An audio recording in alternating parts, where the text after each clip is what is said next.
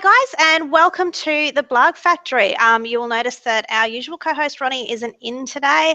That's because we are hosting an interview in our off week. So today we have David Neth. He's the author of Blood Moon and Full Moon, which are some fantastic new books that have recently come out.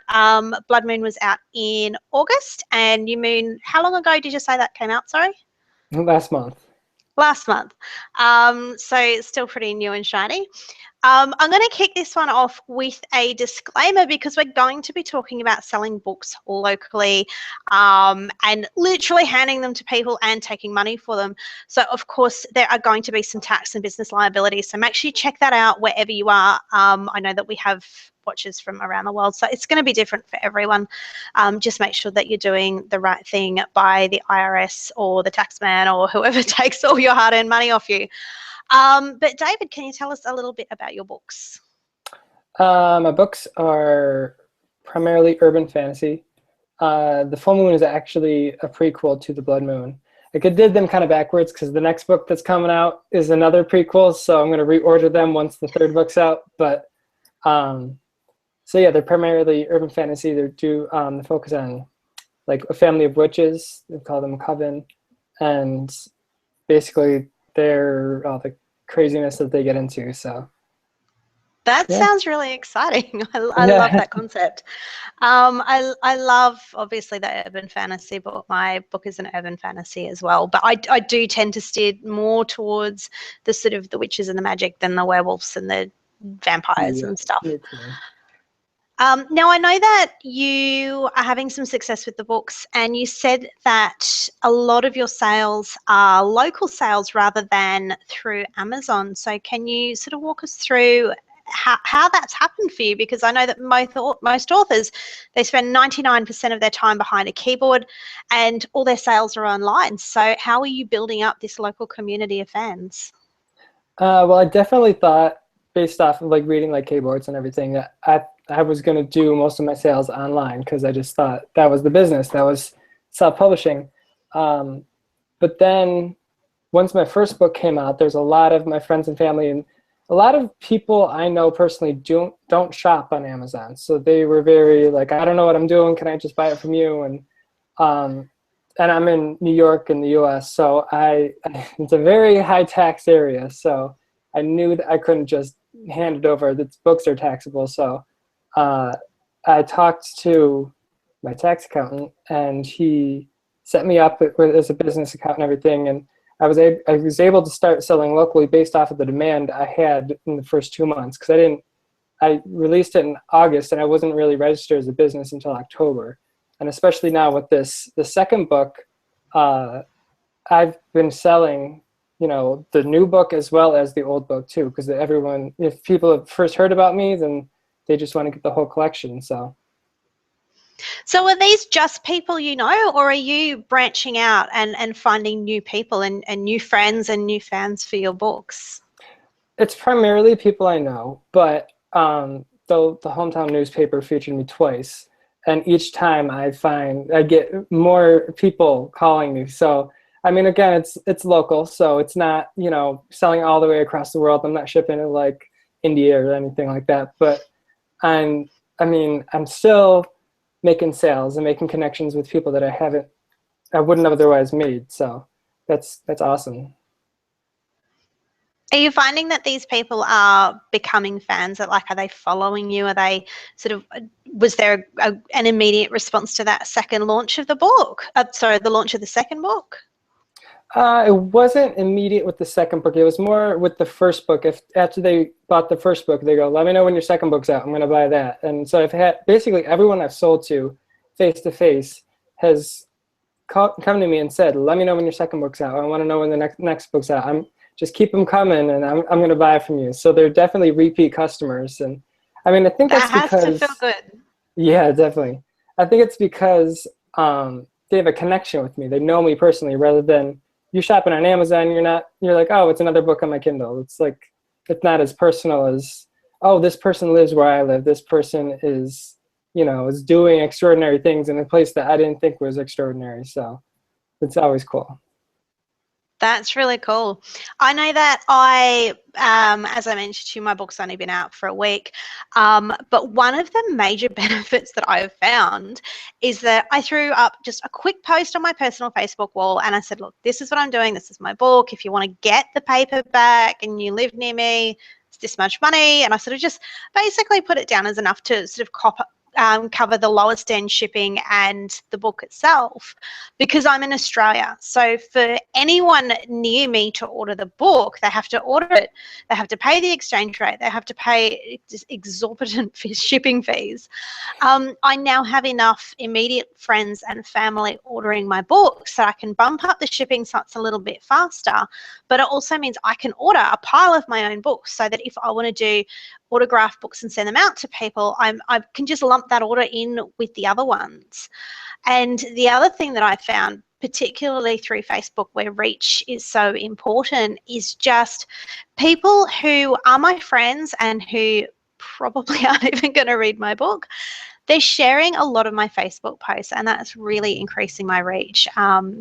My latest update, it was just a blog post. It wasn't really anything special. I think it had a link to my Goodreads giveaway and my new Pinterest page, and it's had a reach of about 600 people, and I only have 30 likers on my page. So that's pretty fantastic. Are you finding any of those extra benefits coming through from having that face-to-face relationship with a lot of your readers? Well, I think a lot of the readers that buy face-to-face are not online at all. So, I mean, it's hard to see, it's hard to translate at this moment, at least. But I've definitely noticed that with the release of the second book in general, you know, Facebook likes have gone up and shares and all that. And that, I think, will help drive, once I have more books out and I am advertising more that I'm personally selling these books, because at the moment I don't have all these orders coming in to buy all these books. And so I kind of buy them as people order them. And I feel like that is kind of a delayed, it's not quite as fast as Amazon. You know, you get it instantly, or you get it in the next 2 days or whatever if you have Prime or something. But I don't know, I feel like eventually it's a start. So I'm eventually going to build, and I'm eventually going to grow, and at the moment, hopefully that will translate to people that are online, and they'll come back to me online, and they'll stay with me as readers, and maybe translate to Kindle buyers or wherever else they buy ebooks, or maybe they'll just keep buying paperbacks. I mean, it works out for me. Have you got links to in your paperback, did you put a link to your website or anything like that for people to sort of help to make that transition? Yeah, definitely. I mean, I try to have the Kindle, well, the ebook version and the paperback version basically the same. I'm going to play around with things, especially with the recent third book, play around with making like a special edition for the print book, just to sort of entice people to buy it, you know, rather than the ebook or something. Because, I mean, dollar-wise, I'm making more money off of a paperback than I am off an ebook. You know, if you're selling an ebook for $3.99, you're really only making a little over $2.50, I suppose. And then if you're selling a paperback, yeah, it's going to cost more to the reader, but I'm going to get about $4 or $5 for that. So, I mean, I'm making twice as much as I would with an ebook. So that's why I'm also kind of pushing the paperback and I think she's gone. You there? Sorry about that. We just dropped out there for a second. Okay. Yeah, so I've completely, sorry, can you just repeat the last thing that you said? Because it dropped out mid-sentence for me. I don't even remember what I was saying. Basically, I was saying I try to have the paperback and the ebook be the same, and I don't know where I was going from there, but I tend to ramble. That's okay. You were talking about the profit with the ebook versus the paperback. Yeah. I think one important thing to remember though is if somebody is sitting on a train with a Kindle, you pretty much see this, but obviously bigger, and it says Kindle, not Samsung. but you can't really see what people are reading. If somebody is sitting on a train with a book, and if it's your book, that's eyes on your book. If somebody Exactly. is waiting at the doctor's surgery, if they're browsing for books at the library and you've donated a copy there, that's eyes on your book. And they might not see the book on the train and go, I'm going to go buy that now, but they might see it later on Amazon, or it might pop up in their newsfeed on Facebook, and they'll be like, oh, that's what that guy on the train was reading. So I think I know a lot of indie authors, they don't focus at all on paperbacks because there's, for a lot of authors, they make a lot less sales on paperback. Depending on the pricing structure, maybe it's not as lucrative as ebooks, but it's free advertising. Every time somebody walks out of their house with that book, it's eyes on it. And to me, that makes a lot of sense. It makes sense to get as many copies of that book out there as you can.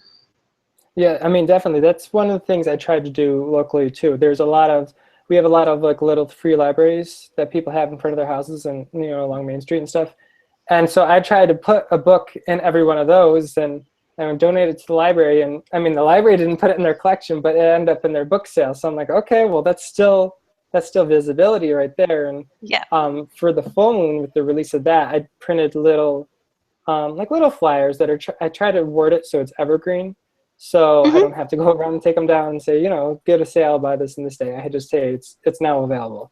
And I put Wow. them around different community bulletin boards and stuff, just trying to reinforce the fact that I'm here. I have books, and hopefully, the more people see it, the more newspaper articles that come out, the more advertising I do locally and stuff like that. That, I mean, really doesn't cost that much money. It's really just getting my name out there. Hopefully that will, the more people see it, the more people will remember me and say, oh yeah, this guy writes books. Oh, I should probably check him out. And then they will go online, or maybe they'll contact me to get a book or a couple, or, hopefully my whole collection. But And hopefully they'll tell all their friends, all their yeah, friends, for all their that. family, and they'll all be calling you up. Do you have, I know that you said before you were featured in a local newspaper. Do you have any advice? Did they approach you, or did you approach them? Funny thing, my aunt actually works at the newspaper, so she approached me and told me, she gave me the number of a reporter. But I mean, it was something like, I mean, authors are so common, it's funny, but they're also so private, so they don't like telling people everything that they're writing. And I feel like if they were, I suppose I should say that because now I'm an author. I feel like if we're a little more gutsy and we go, sort of shout to the world that we are authors, especially, locally, because people are going to want, the hometown hero story thing. They're going to want to showcase you. They're going to want to support you. They're going to want to, root for you. And basically your local community is your extended family. I mean, your family, my mom buys all my books and she does not read at all. And I'm like, you know what, Mom, go for it. But I mean, same thing. I mean, anyone might not be a fan of fantasy, or might not be a fan of, books in general, but they're going to buy your book just to support you, or just because you live where they live. And it's, I mean, like I said, it's a community. And I think for the readers too, there's a little bit of, well, I've got this great book and I'm a fan of this famous author and I know the person, I've seen them, I've shaken their hand, maybe I went to school with them. And it sort of gives them that little sort of slice of the 6 degrees of separation from famous people. Well, that's just 1 degree. They know a famous person. And I think for a lot of people, that really helps to cement that author and fan relationship. yeah, definitely. There's people. I mean, my family wants me to sign their books, and I'm like, I live with you, so what does it matter? But I mean, just the fact that, I mean, every book that I've sold, they go, "Oh, you're gonna sign it, right?" And I'm like, "Okay, I guess I'll sign it." I mean, you see me every day, so it's not that special, but okay. I mean, just the fact that they hold a signed book from the author, I think that is special for the reader. I mean, to me, I think it's strange, but hey, if the reader likes it, I'll do it. That's it, and it makes it something different from them, a little bit personal. Yeah. And I certainly know that if I ever finally get to meet my author friends, because being way out in Australia, there's a little bit more travel involved. I'll definitely want signed copies of all their books, and I will be signing any book that I send out. But that's probably more for my ego than anything else. So do you have any advice? I guess, like you were saying, authors, we're shy people. We tend to be introverts, and we're also petrified of failure. It's our biggest fear that we're going to say to someone, "I wrote a book, oh, but I didn't sell any, and it was a horrible failure, and everybody hated it." Um, do you have any advice for getting over those emotions that really sort of hold you back from talking about it and just saying to people, yes, I'm an author, yes, I've written a book, and not only that, here it is, would you like to buy a copy? How do you help yourself to be really open about what you do and promote yourself without being a used car salesman? I mean, I think as far as the fear of rejection goes, you kind of don't really know how to deal with it until it happens, and you get your bad review, your first bad review, and you go, okay. But then, I mean, hopefully you get a review that you go, okay, I can see what they're talking about, and you could take that and use it to improve yourself. Um, and I mean, you kind of just have to put yourself out there and get a tough skin or thick skin and toughen up a little bit. I mean, I've noticed that everyone I've talked to face to face, even whether or not they like it or not, because I'm sure there are some people that have their opinions, they tell me, "Oh, it was such a great book. I loved it." And I'm like, "Well, if you didn't read it, I don't care. You keep buying them." So that's all that matters. Just keep feeding my ego. But I think people are less likely to be mean in person. I think yeah, people are probably more likely to leave a scathing anonymous review than to walk up to an author and go, "Your book was terrible and you missed a comma on page 32, and how dare yeah, you kill off that character on page 97." I think, yeah, I think it's helpful, of course, to remember that readers are people too, and they're not these scary piranhas just waiting to bite our books to shreds. I mean, also think meeting people and engaging with readers one-on-one in person reminds you of that because, I mean, now when someone buys my book as an ebook, I'm like, oh, okay, they were probably, just scrolling through on Amazon, just thought my cover looked nice or something like that or whatever. And it kind of personifies them. And whereas, on the internet and we're talking in these forums and everything, and the reader is this, mysterious person that, we don't know who they are. But if we get out there and we meet people who are fans and we're like, okay, I didn't expect you to be a fan, but you are. And so you realize what type of people, and even if you're subconsciously thinking about them when you're writing, you're writing them because they say, okay, well, they liked this book. Let's do something similar to do that. And I think that, and especially for us, because we're still relatively new, but once you get more books out and you have more readers and you have more sales and you see what the trends are, you're going to be able to write better books because you're going to know what people expect. I think that's a really valid point because um, I haven't sold any copies to people who I guess I've met in person and handed the book and had any kind of direct feedback on the book. It's all, I've had some really lovely reviews on Goodreads and Amazon. I've had some lovely emails and comments through Facebook. But yeah, there's this concept. Like I sit here and I'm a person and my family are people, and there's people in the street and they're people, but readers are this ephemeral, invisible crowd, and Yeah. it can make you feel like it's just impossible to break into that and to sort of get it out there. But I think meeting those fans and sort of doing that sort of in-person sales is one way to break that perception and that sort of mental block.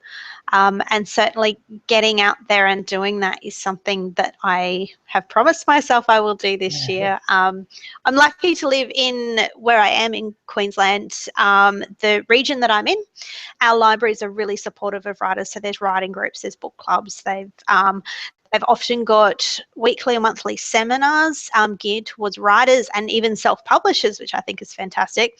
Yeah. I haven't been to any of them. I've been too scared. So I think definitely after talking to you, that is something that I'm going to make a very concerted effort to do. Yeah. Um, Before we wrap up, is there any more general advice, anything that you've done with your books that's worked really well, or anything that you would do differently for the launch of your third book? I don't know. For the launch of my third book, I don't know if I would do those flyers again. just because they're probably already up still. And if people have seen them, they've already seen them, you know what I mean? So that I don't know if changing them is going to make as big of an impact. But I feel like, because we have a local print newspaper and then we have an online newspaper, so I feel like I might target both of them next time. And just really put myself out there again, each time, each book, put yourself out there and just try to locally let people know. And I know locally there's different like fairs and sales groups, not fairs, but like that, markets and Yeah. stuff like that you can go to. And I mean, when you have one book out, you're not going to have a full table. You're not going to be as attractive to that. But if you have 3 books out, that's enough. And that's enough to get eyeballs to you. And if you have people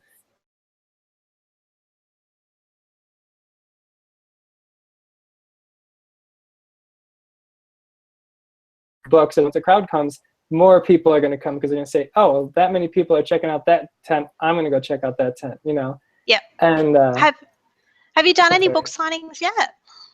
No, I haven't. Mostly just because I don't have the funds to buy the books. And also I'm kind of a little fearful of going, and I don't know, because again, with my I did this backwards with the 2 prequels coming out after the first book. It confuses people. And so when I tell them it's a prequel, and I'm like, wait a minute, this next book isn't after this either. So once I have all 3 books out, I'm gonna be like, okay, 1, 2, 3, these are the way you should read these. Just straighten things out, because people get You'll so need your own confused Wikipedia page. Yeah, that's the dream. You made it when you're on Wikipedia. That's it. I wonder if I could go make myself a Wikipedia page. Maybe that'll be this afternoon's task. Maybe. Anyway, David, thank you so much for joining us today. It's been an absolute blast talking to you. When is your 3rd book due out? August the 16th. I think it's August 6th. Excellent. Man on a schedule.